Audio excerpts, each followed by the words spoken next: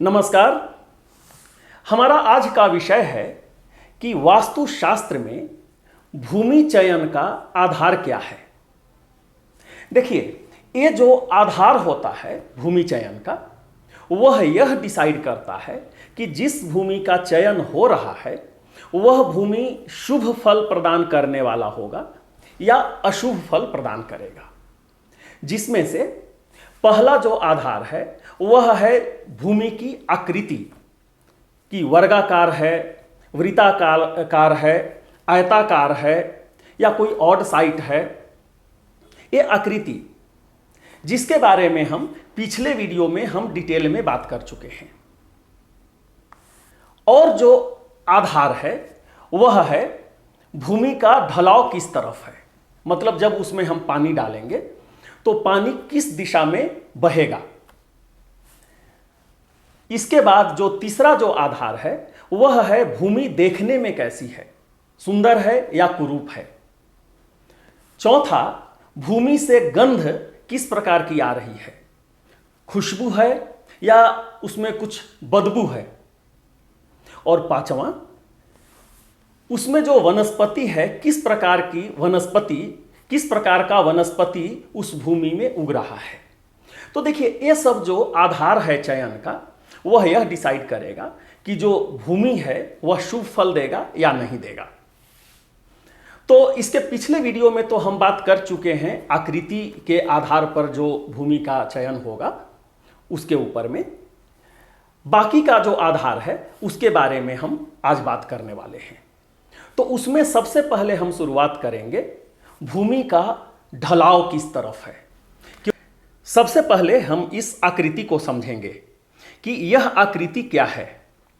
तो हम क्या किए हैं कि एक वर्गाकार एक भूमि हम लिए हैं, ठीक है, और उस वर्गाकार भूमि को 9 भागों में बांट दिए हैं। अगर आप यहां देखेंगे तो 9 वर्टिकल हो गया और 9 हॉरिजेंटल हो गया, तो टोटल 81 भाग हो गया है। इसमें हम ऐसा एज्यूम कर रहे हैं कि हमारा जो भूमि है वह स्क्वायर भूमि है, वर्गाकार भूमि है। अगर रेक्टेंगुलर भी है तो भी यही विधि है, उसको 9 भाग में हॉरिजेंटल और वर्टिकल आपको कर देना है।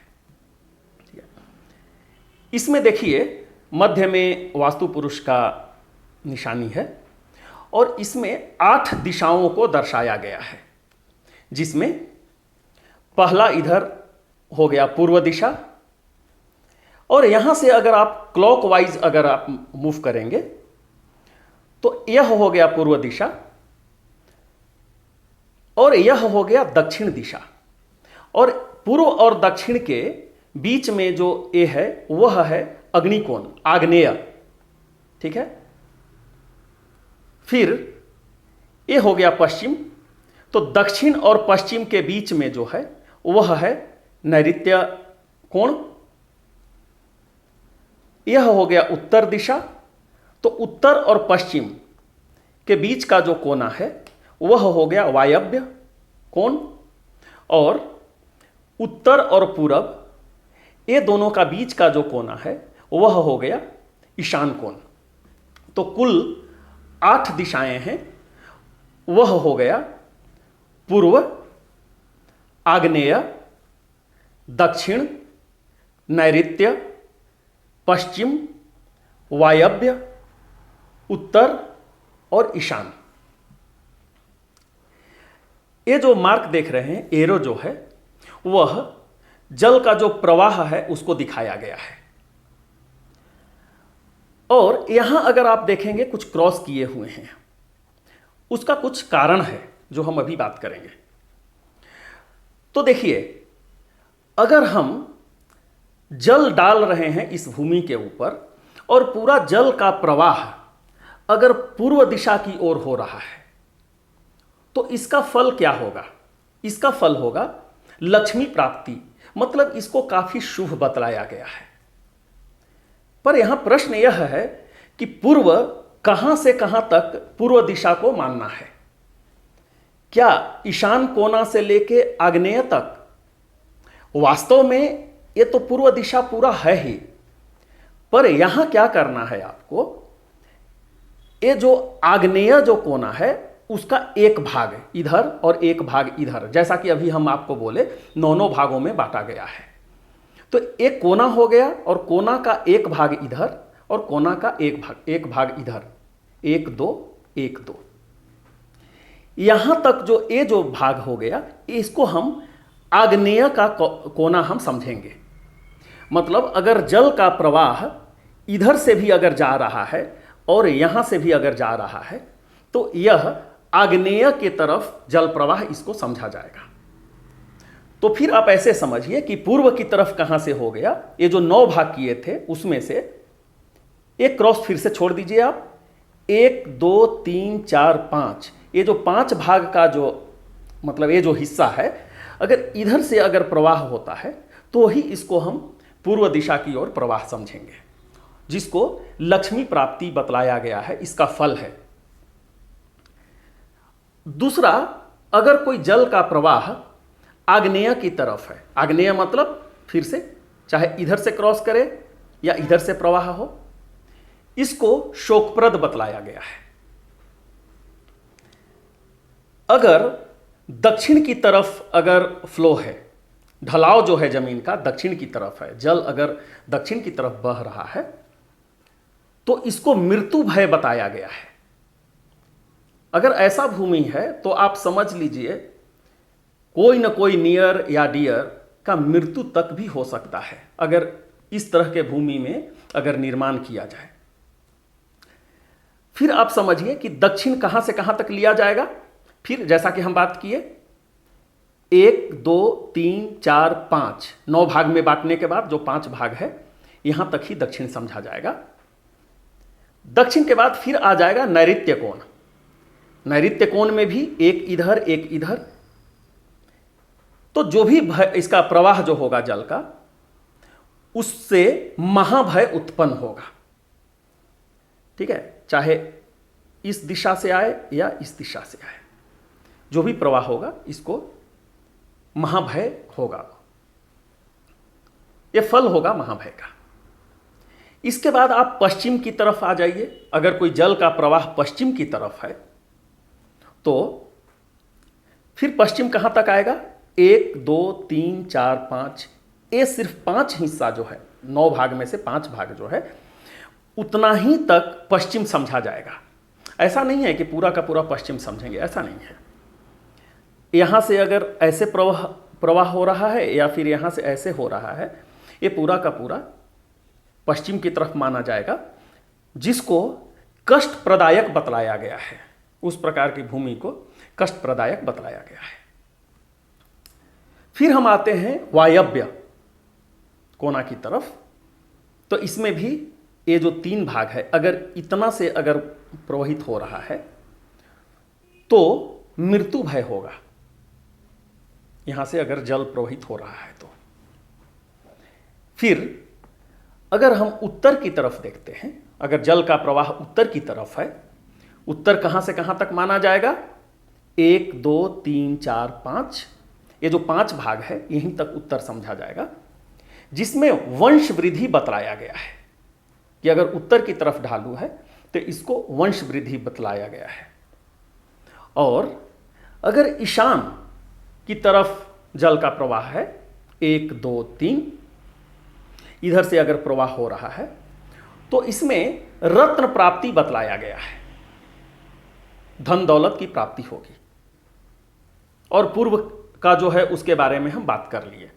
तो आप ऐसे समझ लीजिए अगर यहां से लेकर के और यहां तक ये जो है अगर जल का प्रवाह अगर इस दिशा में है तो इसको काफी शुभ बतलाया गया है, और बाकी जो इधर है इसको किसी न किसी प्रकार से अशुभ बतलाया गया है।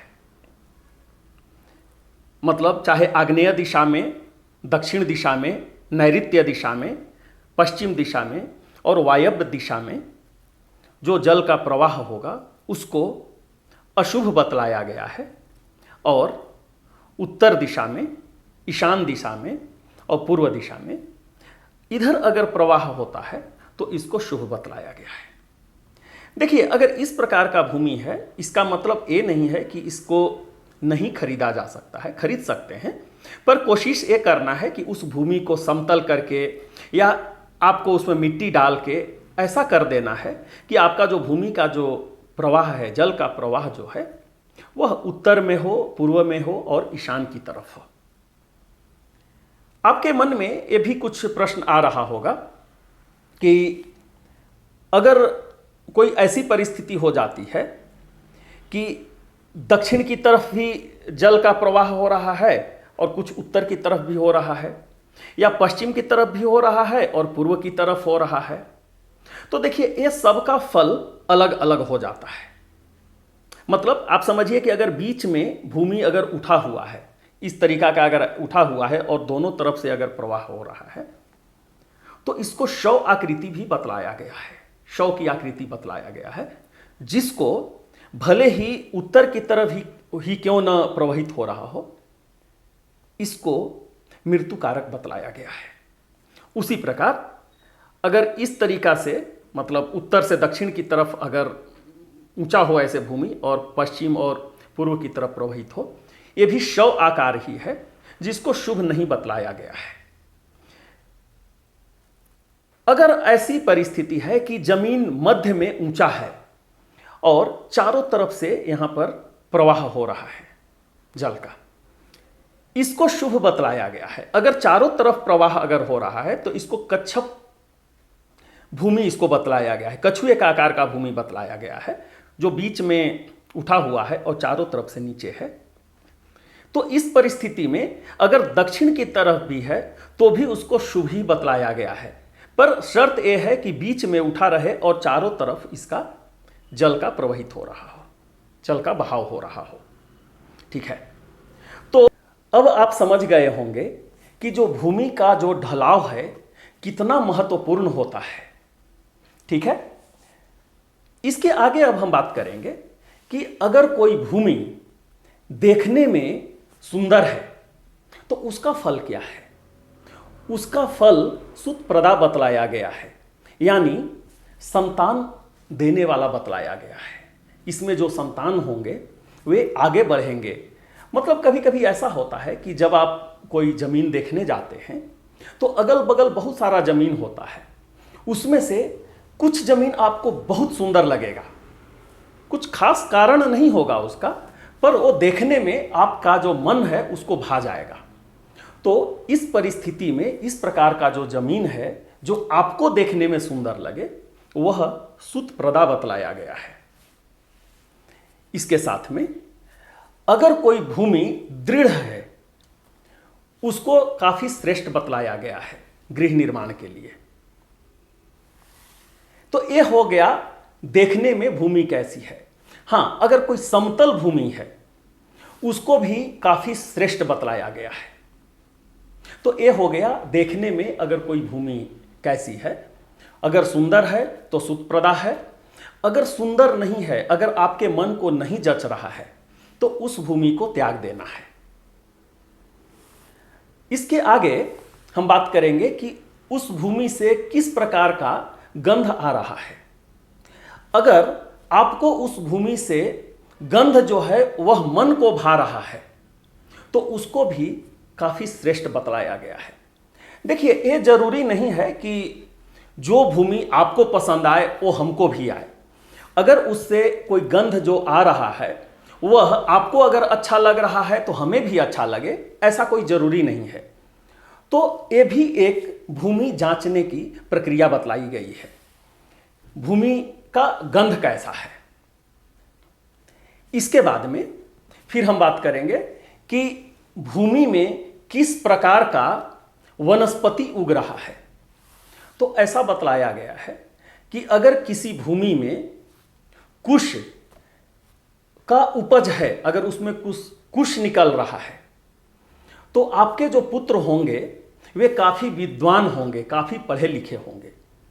ठीक है, और अगर उसमें कुछ दूब निकल रहा है तो ये काफी योद्धा होंगे, काफी शक्तिशाली होंगे।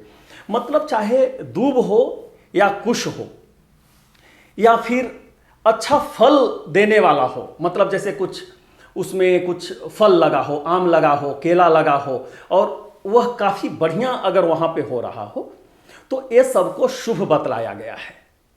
परंतु अगर किसी भूमि में कांटेदार अगर वृक्ष हो या फिर झाड़ी अगर कांटेदार हो वहाँ पे, तो उसको शुभ नहीं बतलाया गया है।